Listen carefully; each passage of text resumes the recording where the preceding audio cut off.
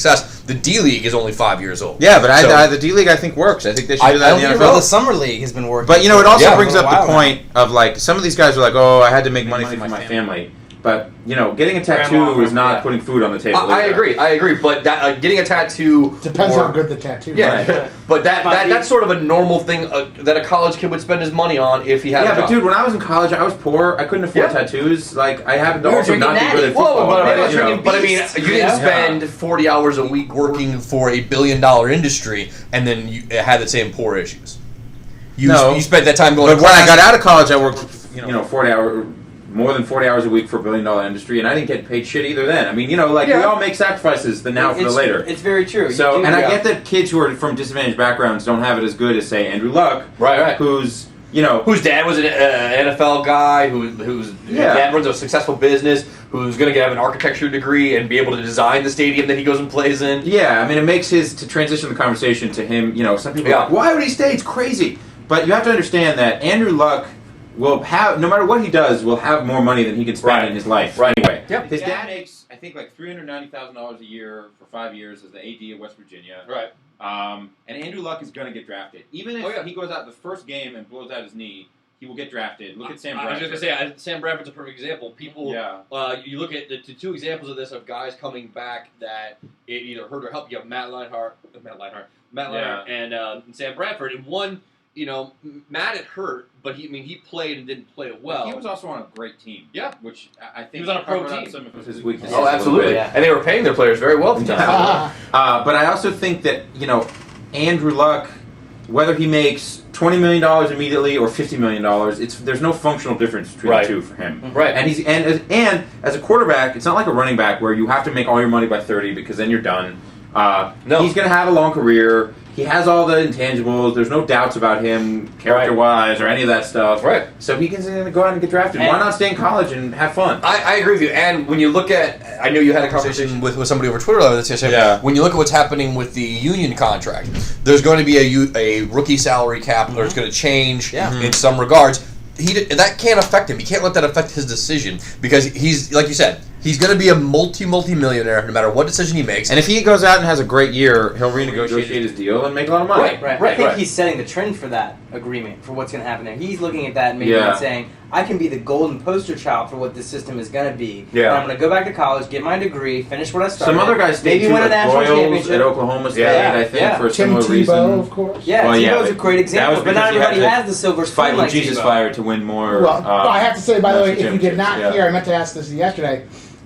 He went on Colin Cowherd yesterday, who is the biggest, he was everywhere. Biggest Tebow basher of all time, and Tebow charmed the hell out of Colin. Of course he did. I have to admit, I'm a guy who didn't. Do you have a T-boner, Jeff? Do you have a T-boner? I'm getting there. Gonna have 50. I'm rooting for him. You have a hack. I don't think he's gonna. I'm not convinced he's gonna make it, but I'm rooting for him. I will say this about him, which I never thought I would do. I never thought I would. The intangible leadership that part of that position he has in spades. But if you don't back it up with physical talent, that the leadership, the intangible doesn't mean anything because you can't get guys to follow you if you can't actually do what you're preaching. I'm not saying he's going to be a quarterback. I'm saying they're going to find a way to keep him. He's saying he's going to be a quarterback. Yeah, that's why he all he wants. Tommy Frazier. Did you watch that documentary that was on last night? No, I do want to see that though. No, it was interesting. There was a scene where he brings in agents, and Florida has his whole staff with him, and they're meeting and everything. And the first agent they bring in is the guy who eventually became his agent. I don't remember his name now, but. And then they had this big pamphlet and paperwork and all this stuff. And he closed it. He's like, "We're going to make you a brand. This is all real nice, and I appreciate your brand, and it's all colorful. But I want to be a quarterback. I don't want to be a tight end or a running back or a cornerback or anything like that. I need to know that you're going to market me as a quarterback as such. And look where he is. That's great, but he's not there yet. Yes, he's had some good games. They're not keeping Kyle. I think that's a mistake. I do too. Personally, it's a huge mistake. It depends on who coaches the team too. Yeah. We'll see what happens. Well, they're going to get a new coach, and the new coach is going to want their guy. And I highly doubt that they're going to want Tebow to be defending their job. Yeah, he was McDaniel's guy, who's going to be an offensive coordinator or a quarterback coach next year somewhere else. Probably Minnesota. Yeah, that's the rumor. So what do we? I mean. Automatically, because Luck is staying, Mallett has to go. I think he declared today. Mallett's going to be the first quarterback drafted. I think he's going to be the first quarterback, too. The guy from Missouri is right up there. TCU's quarterback, too. Jake Locker, who's still going to be a little bit of a project. I think Cam Newton, they're sort of that next tier. But it's a pretty I mean, I could see 3 guys coming out of this draft, not even including Luck, that have a shot to start for a good amount of time. I mean, who knows what happens? Look at how many teams need quarterbacks. San Francisco, all of them. Minnesota, Washington. Carolina, Washington, Miami, Tennessee. Look at the quarterbacks that started games this year. Just look depending on what Cincinnati does with Carson Palmer. Apparently he's staying, which I don't understand. That's terrible. He's terrible. I think that's a travesty. And the state of Ohio should be. Although he got a stroke of luck in that last game, he happened to have a good game without T.O. or Chad. His last two games. It must have been them. His last 2 games, it was not them. It was Andre Caldwell is not walking through that door. And then. But go ahead. There's like 8 teams that need quarterbacks and coaches. Like you don't know who's coaching these guys. So what they? I will say Andrew Luck did Stanford a huge favor, not just because he's going to be there and playing for them, but that makes that coaching job a lot more attractive. Yeah, absolutely. For a team. Sexy. Yeah, for a college. Who do you think they go get? Rich Rod. No, Kidding. No. Joke. They also can't fill their stadium, and it's 50,000. I think it's going to be someone from the NFL ranks in the playoffs, like a Malarkey, like maybe Cam Cameron, someone like that who's a savvy. Cam Cameron is an interesting choice. They can bring back in there. We'll see what comes out of the NFL. The funny thing about what Harbaugh's doing, because I listened to Mike when I was home in Chicago at Sports Talk Radio, he's basically running an '80s pro style offense, and it's not flashy, it's hit him in the mouth, but it's slant patterns, it's smart passes, it's smart runs, and that type of program, that's a smart way of building and getting your recruits go, look, come here, you can go to the pros, and we're already running offenses you're going to run there. Yeah. So I think that definitely, I think they're going to be Florida's going to be now too. Yeah. You think so? Yeah. Muschamp said he wants pro-style offense and defense. And that's why they're bringing Weiss in? He hired Charlie Weiss. Yep. He's going to run the defense. I mean, I'm sure there'll be a defensive coordinator in some capacity, but For sure. all of those pro-style teams are the same. Look at how many guys from the pros come from USC, Cal. Yeah. They all run pro-style offenses. I mean, it really does make a difference. The spread guys need a lot more work. Oh, they're all projects. The spread not guys, just quarterbacks, but receivers, everybody, except for maybe Percy Harvin. The receivers have a little bit of an edge because they know a lot of what is expected of you in the pros as far as reads, because that's all it is. It's where's the guy standing. Yeah. It's almost running an audible every time in the spread. Right. You have to know if he's 10 feet off, I go in and out or whatever. Yeah. But the receiver position has become way more dynamic in the last 10, 15 years as a whole anyway. So I think that their position next to the quarterback is it's all about reading the defense, and where a running back isn't so much, or a lineman isn't so much. A lineman still have to be very, very smart to know their protection scheming and whatnot, but you go in a lot of time block an area and let the back pick the hole. Yeah. And that's not, you don't really scheme for that. That's a lot of just the talent. So let's talk a little bit about Rich Rod, since you brought it up. What does he do? Does he go to Division II? What is does he take a year off? He's going to get a year off at least. He needs to take a year off. If not, he needs to go to an announcing job maybe for a minute or something like that. Yeah. And kind of cool his jets a little bit. You guys are crazy. He's going to get a job. I'm with you. I don't think he's going to get a job this first year. I think there's a lot of stink on him right now, and I think that people will be hesitant to make that jump right away. Especially in college, because there's too much stank already in college football. So why do you need to add an extra layer if you're hiring Rich Rodriguez? No, I bet he gets are any Mountain West teams looking for coaches? Miami of Ohio. Yeah, no, they're not MAC. It's going to be in there.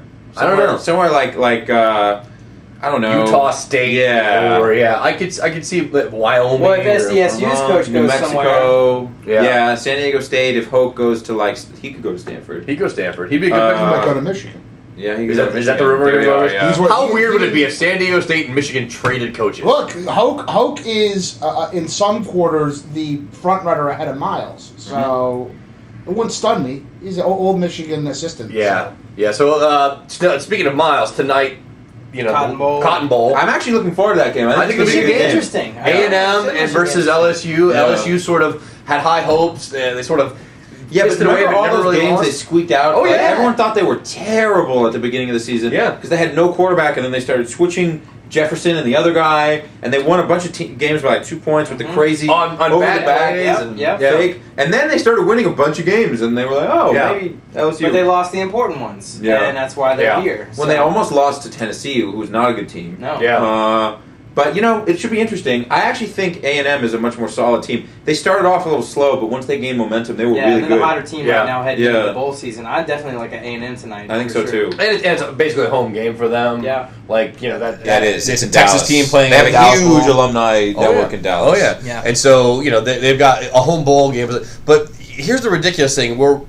We're 7 days into the year already, and the national championship's still 3 days away. Last night we had the GoDaddy.com Bowl on. Which is one of the venerable bowl classics.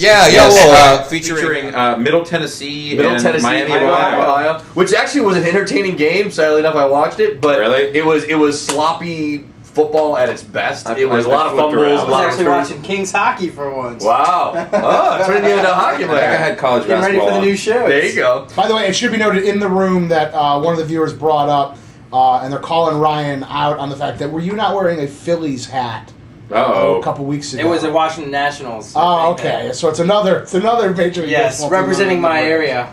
Okay, that's just curious. He's a man of many teams. Yes, that's why being from Virginia, I got nothing to really go on, so I kind of can go wherever the hell I want. That's a beautiful. You gotta pick one though. Yeah, you should. You can go wherever you want, but you gotta pick one. Yeah, but see, when you have one growing up, and then they suddenly sprout a team in your area, you're like, well, I gotta support my area. I gotta buy a hat. Right. So that's what it is. So let's go through some of the pro. Who's coaching. calling me out? Robin Hood. We didn't really Who talk says about you're having Harbaugh. a crisis of identity? Yeah, we didn't really talk about. I love the Harbaugh. NL East, Robin Hood. We gotta NL talk East. about that. Let's go. Let's talk a little about pro coachings and vacancies and openings and the big news earlier today, a couple hours ago, was that Harbaugh is taking a gig. Yes, that is a win-win for me because I hate Stanford and I love the 49ers. So I think, even though I think Jim Harbaugh is a douchebag, he is now my douchebag, and I think he's a good quarterback coach. And we desperately need that after having the quarterback stylings of Mike Singletary and Mike Nolan. Too much defense. And the defense wasn't even that great. So, but the Niners are the right choice. Dolphins, I don't know what the fuck they were doing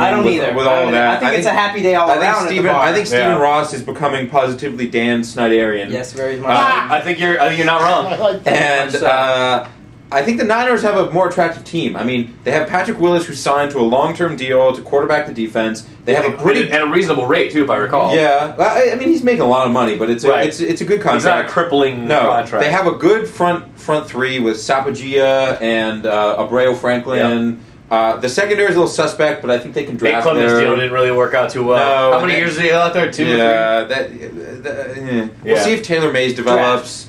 I don't know. Anyway, got to draft in the secondary. On the offense, I think the offensive line is one offensive tackle away from being great. They had started 2 rookies last year who did an okay job. Iupati's awesome, actually. Right. He's an amazing run blocker, one of the best in the NFL. His pass blocking needs work, but he's getting there. Anthony Davis is progressing. He still makes a lot of dumb mistakes and penalties and stuff. I don't know that Joe Staley is worth $8 million a year as a left tackle, but York did. so they need a left tackle. But I mean, the pieces are there. They have Westbrook, who's at the tail end but still decent. They have Dixon, who could be really good. Are they bringing Westbrook back? Yeah, I think so. Yeah. They have Gore.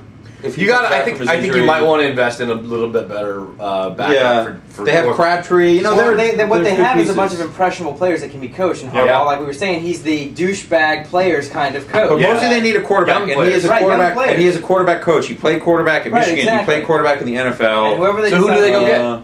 I think they got to draft somebody. If we could get Mallett, I think that would be perfect. No free agent? I mean, you're not looking at Kyle Orton? A little bit? Well, maybe Kyle Orton. Vince Young. But I think Harbaugh's going to want to draft somebody that's his guy, that he can coach up, that is his, maybe they get Vince Young, probably not Vince Young, but maybe they get Orton for 2 years while he drafts somebody and coaches him. Jeff Garcia's available. Yeah.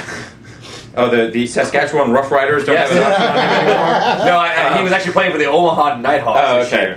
But I think that he's going to want to draft somebody and make him his guy. I think Ryan Mallett would be perfect if he's available at number 7, where they pick, because he's a pro-style guy. He's not super mobile, but he's good, and he has a hell of an arm. Blaine Gabbert, maybe. He played in the spread, though. So, yeah. Well, I guess Missouri runs more of a run and shoot, but it's like it's not a pro style in a traditional way. It's a lot of out of shotgun. It's a lot. Yeah, but it's not a spread. It's more like Texas Tech's offense, and not like Oregon's or Auburn's. Right. He could be interesting, or maybe he waits till next year and maybe he works with what he has. I mean, I don't hate Troy Smith. I really don't hate Troy Smith. I don't think he likes those guys. I think Alex Smith is gone. His deal's up. Totally, he's got to be. I think next year there's going to be interesting quarterbacks. Still be there, right? No, David Carr is a dumb. Where does Alex Smith rank in terms of all-time busts? I don't know that he's not nearly as high as Ryan Leaf and Jamarcus Russell, but somewhere in between there. And Alex Smith could still be a decent player and a solid backup, and maybe even start somewhere. He didn't have any coaching. They changed, but he works hard. They change systems every year.